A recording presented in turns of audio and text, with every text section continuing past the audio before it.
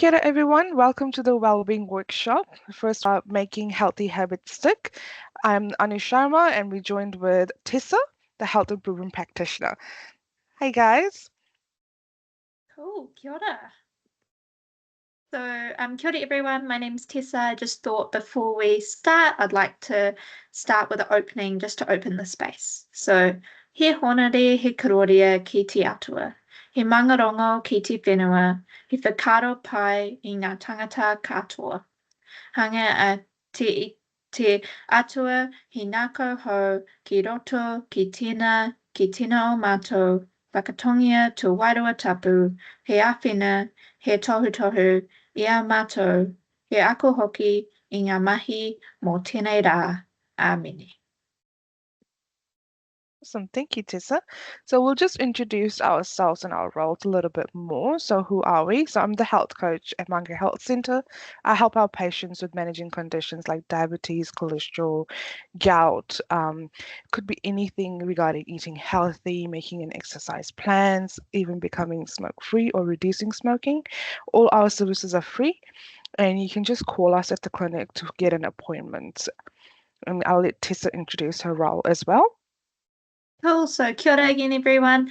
My name is Tessa. I'm the Health Improvement Practitioner at Mangere Health Centre, and I'm an occupational therapist by training, and I support people with lots of different things. It could be sleep, stress, low mood, physical health conditions, pain, relationship challenges, parenting, sleep, drug and alcohol concerns. It could even be housing, finances. So there's lots of things that we can support people with. Grief is another one. So yeah, if you'd like to make an appointment with either Anu or I, all you have to do is call up the clinic, call up Mangere Health Centre and ask for an appointment with either of us, and we'd be happy to help. Yeah, and just to let you know also that the appointments with us are free and they're about half an hour as well. So just a few things before we jump in. First of all, find a space where you'll not be interrupted so you can focus on this session. And you'll need a pen and paper just to write down some questions that we'll go through this session. And also this space is a learning space, but if you would like to discuss any concerns or things that you find it hard to, you can call 1737 anytime to talk to a counselor, or you can book a free appointment or in-person appointment with Tessa or me as well. And you can call us on 09255 Thanks. Cool. So just a little bit about what to expect before we jump in from today.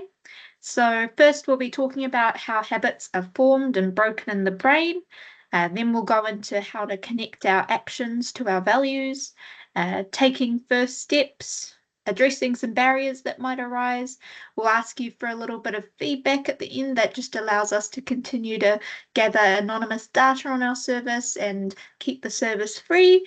And then we'll have a closing as well. And that'll be us for today. All right, so I just wanted to talk a little bit about how habits are formed and broken in the brain through something called neuroplasticity. And until recently, scientists thought that after a certain age, the brain didn't change that much through learning. But what we know now is that the brain does change through learning, and it's what they call plastic. So it can be molded and changed through our thoughts, emotions, actions, which is great to know if we're trying to form or break some habits. So I just wanted to do a little draw to explain this, which I've found quite helpful and other people have found quite helpful as well to know. So this represents our brain, this circle here. And in our brain, we have what's called neurons, or they're types of nerve cells that are in our brain.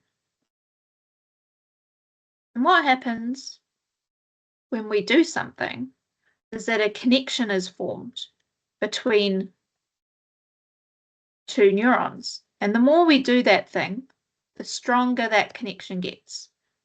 So if you think about, say, a young child learning to brush their teeth, at first it's really hard for them, right? but the more they do it, the easier it gets. And as many of us have experienced as adults, now we can do it without even really thinking about it much, because that connection in our brain is so strong. And so that's the same with any habit. At first, there is no connection, so we're not very good at it. But over time, as we do the same thing or think the same way, over and over again, a connection gets formed. But say we did something lots and then took a break from it. Yeah, there's still a connection there, but it's not so strong.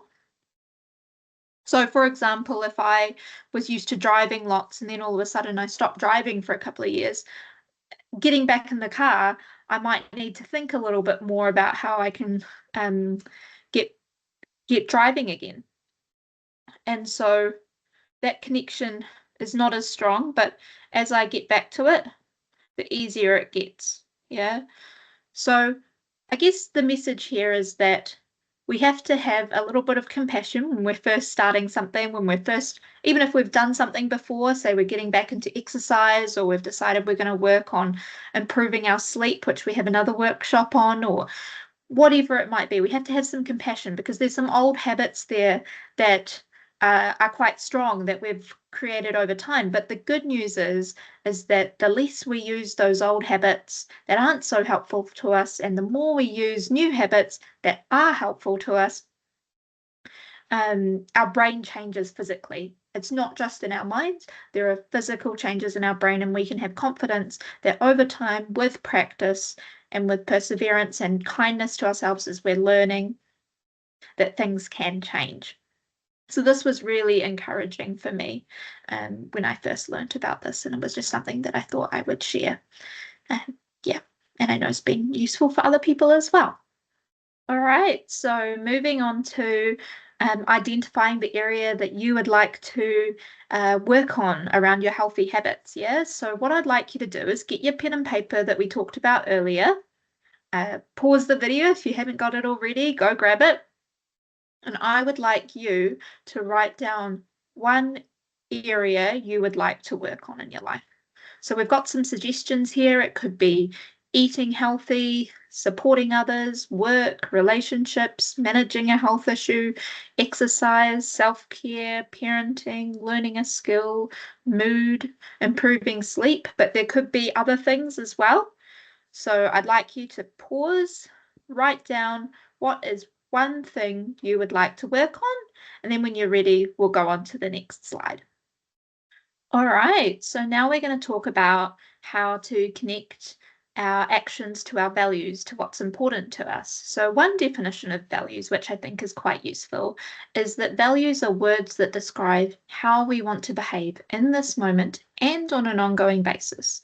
In other words, values are your heart's deepest desires for how you want to behave, how you want to treat yourself, others, and the world around you. So, a useful exercise is to consider what values are connected to what you want to work towards. So thinking about that area that you wrote down just before, maybe pick 3 values that are connected to what you want to work towards and write those down. Those are going to be your why. Why are you working towards this area? All right, so now we've focused on our why we're doing this. We're going to talk about taking that first step, because that can often be the hardest part, I think, for many of us included. So just a note on that. Consistency in small steps is better than inconsistency in big changes. Yeah, so we really want to make big changes in our lives. We get really motivated. We want to go from sitting on the couch to running 5K or doing the gym X amount of times a week. But often that's, if you're anything like me, that's where we fall over a little bit, hey? So we want to think about really small steps that add up over time. And often that's what the research says, and that's what Anu and I have experienced. If people, and if we as well, do things in small chunks over time, we actually get further in the long run. So keeping that in mind as Anu talks about the next few slides. Okay, so we're just going to talk about writing down a small steps you can take towards where you want to be. So this is where you can bring a pen and paper and write down your plans. So the next slide, we're just going to give you some examples. So these are some examples. You can pause the slide and look through. And this is something that could be a little bit tricky as well. So this is something me and Tessa could help you with. If you want to make an appointment with us, we can help you make these plans. So small steps you can take towards where you want to be. So for example, if you want to start exercising, this could be maybe you want to use the stairs instead of a lift. If you want to start improving your mood, you could be listening to your favorite music. This is something that I do personally at work sometimes. When I'm feeling a little bit anxious, I put on some music to help me calm down. Just make sure when you write down a certain plan, you can write down a certain time and place of where you're going to do this. So, for example, pick a day, pick a time, the duration, and where as well. So you can pause this slide and write down your steps. Okay, so once we've written down our steps, we can write down how likely you are to take the steps from 0 to 10. So 0 being never in a million years and 10 being I'll definitely do this. So you can take a pause in this and write down where you're rating from 0 to 10. Ideally, you should plan on anything that's 7 and above because evidence shows that that's more likely you're going to do it. But don't worry, if it's something that's below 6, this is where we can talk about some barriers and supports to put in place. Okay. And then, as we said before, you can book an appointment with us if you want to talk about these things as well. All right, so I'm just going to talk a little bit about barriers and supports and taking steps. So there's some examples of some really common barriers that lead us to kind of tripping up when we're first starting. And it's good to be aware of them so we can take some steps to support ourselves in our habit forming journey. So the first one is I might forget. So there's lots of things we can do to support us to remember things. So when we're first starting, while those connections in our brain are forming from that we talked about before. So it could be putting an alarm on your phone, putting a post-it note somewhere that you're going to see, tell someone you know for accountability, popping a note on the fridge. Next one is my mind might talk me out of it. So this is really common. This is often what our mind does when we try and learn something new. It likes to go, oh, this is a bit different, and that could be threatening to us. But actually, we need to remind ourselves of our values and why we're doing it. So, committing to do the opposite of what our mind tells us to do and trialing this as an experiment to see what happens. Just being open to seeing what happens and also doing the opposite of what our mind tells us to do when it's not being so helpful, when our mind's not being so helpful. The next one, really common if you're a parent, I might get interrupted. So maybe you need to decide to take your step at a different time of day or in a different place, or even, for example, a different room in your home. So thinking about those are just some examples. You might be able to come up with some more yourself. And there's also some extra helpers that we can generally put in place to support with keep starting and keeping and maintaining healthy habits. So one is accountability. So having someone that you tell that you're going to do this and getting them to check in with you on how are you doing. Yeah. Rewarding yourself. So that could be with a cuppa, it could be with going and seeing your friend after you've done something. It could be lots of different things. Star charts are one that we often use with kids, aren't they? And then we've talked a little bit about reminders and prompts in your environment. So those are things like alarms, post-it notes, those sorts of things. Regularly reminding yourself of your why and your values. So those 3 values that you wrote down before. Why am I doing this? Why is this important to me? Habit stacking. So connecting the new habit you want to create to one you already have. Quite a common one is, for example, a lot of people, they automatically brush their teeth in the morning. So one of my friends, to improve the amount of time she spent washing her face, because sometimes she would forget, she'd put her cleanser right next to her toothbrush in the bathroom so that she was doing that regularly.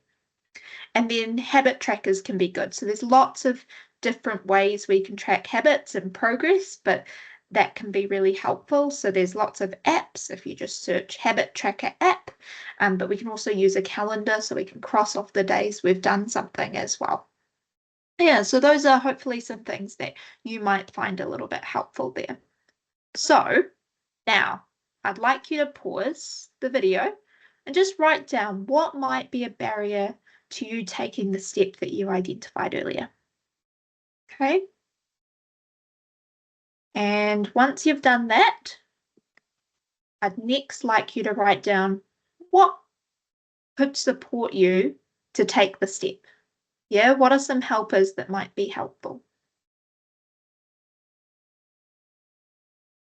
All right, and we're coming to the end of the session here. We've just got a few more slides. So just to let you guys know, the health improvement practitioner, myself and Anu, we're based in the clinic at Mangere Health Centre. Again, as we mentioned, appointments are free and in person or on the phone. We just want to make it really accessible to you guys. To get support, you can just talk to any of the staff, and you can call our clinic number that's there as well. Okay, guys, so we would love to hear your feedback and how you find the session today.